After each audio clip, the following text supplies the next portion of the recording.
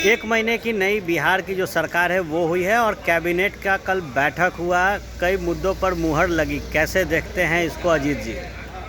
देखिए, कल जो कैबिनेट में मुहर लगी है उसमें कहा गया है कि लोगों को रोज़गार के अवसर दिए जाएंगे और उसमें लोन दिए जाएंगे, जबकि लोन देने का पूरा प्रोसेस है देश के अंदर हम लोग देख रहे हैं। मोदी जी ने भी कहा था कि मुद्रा लोन दिए जाएंगे, लेकिन मुद्रा लोन पाने वाले की स्थिति अब देख लीजिए, बहुत कम मुद्रा लोन लोगों को मिला है। बैंक में जाने के बाद गारंटर खोजा जाता है।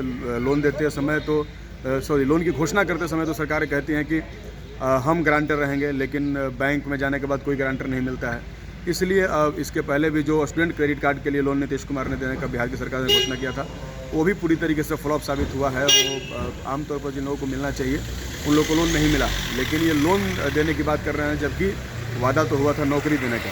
तो 20 लाख लोग 19 लाख लोगों को नौकरी देने की बात हुई थी, तो नौकरी देने की कोई बात नहीं हुई। मैं समझता हूँ ये बहुत ही गलत बात है और सबसे ज़रूरी सवाल आज बिहार का रोज़गार का सवाल है।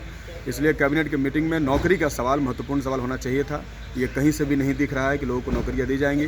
बंद पड़े हुए जो संस्थान हैं उसको खोले जाएंगे, या जो पद समाप्त हो चुके हैं उन पदों को फिर से शुरू किया जाएगा, या जिन कार्यालयों में बहुत सारे कर्मचारी कम हैं, कॉलेजों में, स्कूलों में, अस्पतालों में, वहाँ पर नई बहालियाँ होगी, इसकी कोई चर्चा नहीं हुई है। मैं समझता हूँ कि इससे युवाओं को बहुत कुछ आशा नहीं है, क्योंकि लोन देने का जो सिस्टम है सरकार का सिर्फ दिखावा है कि हमने इतना लोन देने का वादा कर दिया है, लेकिन आज तक लोन देने का जो पूरा का पूरा प्रोसेस रहा है वो फ्लॉप साबित हुआ है। इसलिए मुझे लगता है कि इससे नौजवानों को बहुत सारी उम्मीदें नहीं है। क्राइम का जो ग्राफ है वो बढ़ता जा रहा है, और कैसे देखते हैं, क्योंकि एक बयान आया था मुख्यमंत्री नीतीश कुमार का कि दलित परिवार में हत्या होती है तो रोजगार देंगे, और अब हत्या बढ़ नहीं रही है, हत्या लगातार हो रही है। लगातार हत्याएं हो रही हैं। मैं जिस ज़िले का प्रतिनिधित्व, जिस विधानसभा का प्रतिनिधित्व करता हूं, उसके आसपास या उस इलाके में बहुत सारे अभी तत्काल जो है मर्डर हुए हैं। अभी परसों एक पेट्रोल पंप के मालिक राहुल कुशवाहा की हत्या कर दी गई। इसके पहले एक राष्ट्रीय जनता दल के CST के अध्यक्ष हैं संतोष भारती जी, उनके बेटे की हत्या कर दी गई। इसके बाद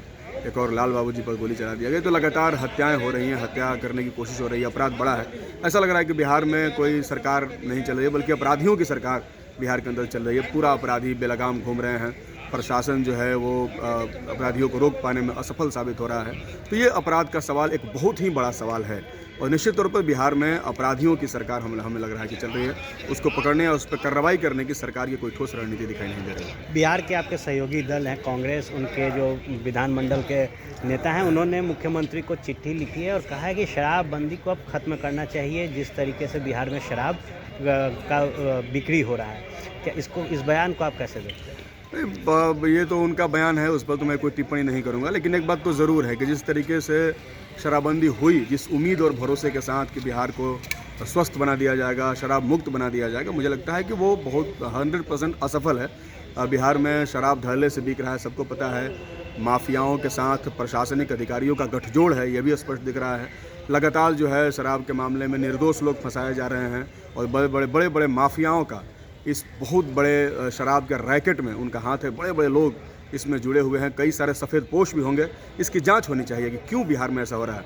शराबबंदी के बावजूद क्यों इतने शराब धड़ल्ले से बिक रहे हैं, और बहुत ही कह लीजिए कि शराब ऐसे भी बिक रहे हैं जिससे लोग बीमार पड़ रहे हैं, जिनकी मृत्यु हो रही है। तो इस पर भी सरकार को विचार करना चाहिए। आज आप लोग का एक अहम बैठक है विधानसभा के अंदर, क्या लगता है कि जो तरक्की रुक गई है वो अब विपक्ष में बैठकर और एक अहम हिस्सा होकर विधानसभा का पूरा होगा? नहीं, देखिए, इस बार विपक्ष बहुत ताकतवर है, और विपक्ष बहुत ताकतवर है, इसलिए बिल्कुल नहीं, विपक्ष की भूमिका सरकार को चलाने में हमेशा ही होती है, और इस बार उस भूमिका को निभाने में पूरा का पूरा बिहार का विपक्ष जो है वह सक्षम है। इसलिए निश्चित तौर पर जो भी नीतियाँ बनेंगी उसमें हमारा हस्तक्षेप रहेगा, और हम लोग ये उम्मीद करेंगे कि सरकार जनता के पक्ष में नीति बनाएगी।